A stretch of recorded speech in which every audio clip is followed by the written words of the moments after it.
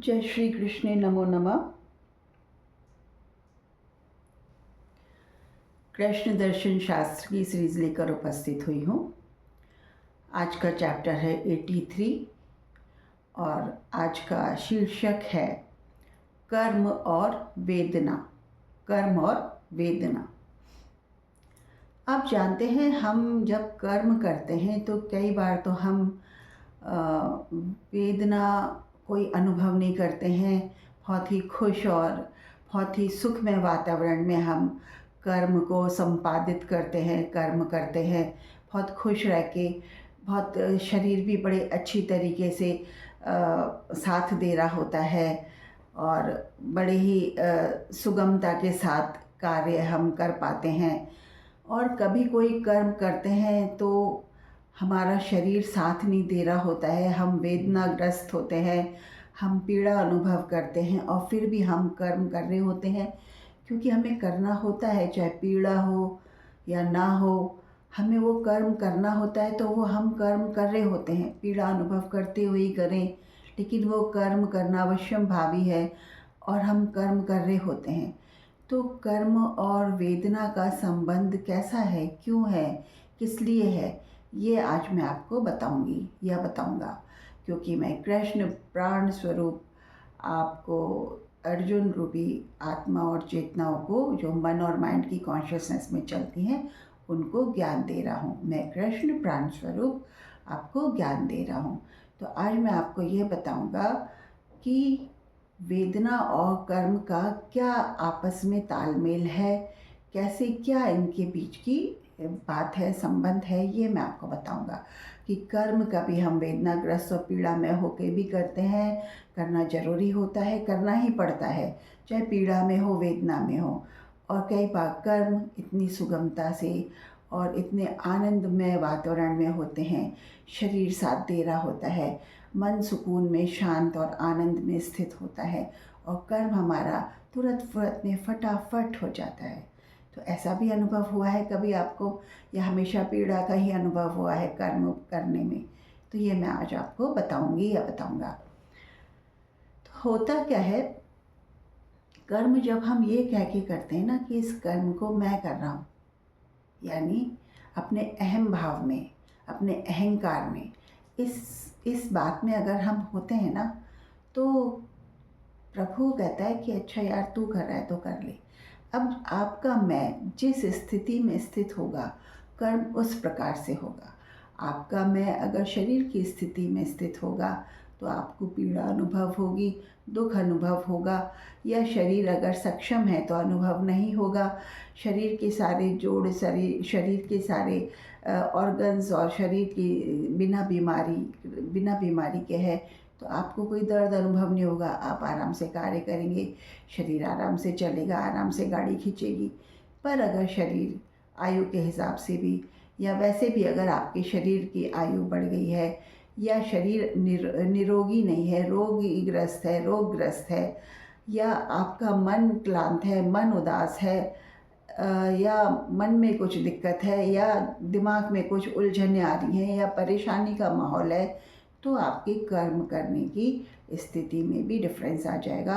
आपको कर्म करने पे वो आनंद प्राप्त नहीं होगा, वो सुकून या सुख प्राप्त नहीं होगा जो आप निरोगी काया के साथ या शांत और स्थिर और सुंदर मन के साथ जिस कार्य को संपन्न कर पाते, शरीर बिना रोगों के बिना शरीर के साथ कार्य संपन्न कर पाते, उसमें और रोगी शरीर के साथ कार्य संपन्न करने में अंतर आ जाता है। तो ऐसा क्यों होता है? ऐसा इसलिए होता है, जो प्राणी शरीर में स्थित होता है वो शरीर के कर्म करता है और बोझा ढोता है, दुख पाता है। और जो प्राणी आत्मा में स्थित होता है, परमात्मा में स्थित होता है, वो भी कर्म कर रहा होता है, लेकिन कर्म सुगमता के साथ होते हैं, पीड़ा नहीं होती, वेदना नहीं होती और बड़े आनंद पूर्वक तरीके से वो कर्म ऐसे संपन्न हो जाते हैं जैसे नदी बह रही हो, नदी बह रही हो और इस तरीके से जीवन बहने लगता है। कर्म होते हैं, सुगमता के साथ हो जाते हैं। हाँ, शरीर भी चलता है, आराम से सब कुछ हो जाता है, कोई बोझा ही महसूस नहीं होता।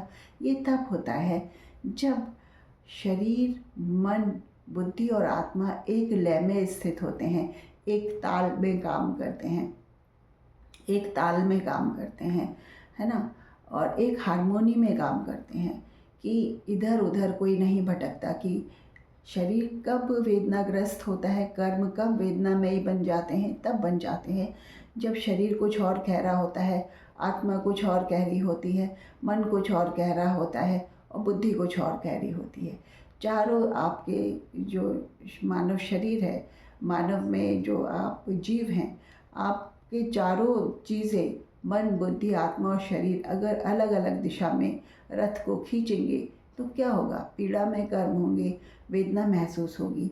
लेकिन जब आपने अपनी आत्मा को जान लिया है, परमात्मा को पहचानने लगे हैं, बोध होने लगा है, जानने लगे हैं कि मैं शरीर नहीं हूँ, बुद्धि स्वरूप चेतना हूँ, जो प्राण को जानने का काम कर रही है, जो प्राण के संरक्षण में है, जिसके सर्वे सर्वा प्राण ही हैं, सुप्रीम बीइंग भी हैं, कृष्ण ही हैं, तो जिसके सर्वे सर्वा कृष्ण है, सुप्रीम बीइंग है या ईश्वर है, वो आत्मा या चेतना मैं बुद्धि स्वरूप हूँ और शरीर और मन के ऊपर मैं कंट्रोल कर सकती हूँ और प्राण को ध्या सकती हूँ, प्राण का मनन चिंतन कर सकती हूँ। इस स्थिति में जब आप पहुँच जाते हैं, आपका जीवन सुगमता से बहने लगता है, सुगमता से धरती पर आपके कार्य संपादित होते हैं और आप कोई पीड़ा अनुभव नहीं करते। कर्म आप करेंगे लेकिन सुगमता के साथ। तो ये तब होता है जब शरीर, मन, बुद्धि, आत्मा एक हार्मोनी में स्थित होते हैं, एक तय और तयशुदा वक्त में और लयबद्ध तरीके से ताल में काम करते हैं, तब पीड़ा अनुभव नहीं होती। तो कर्म और वेदना का रहस्य ये है।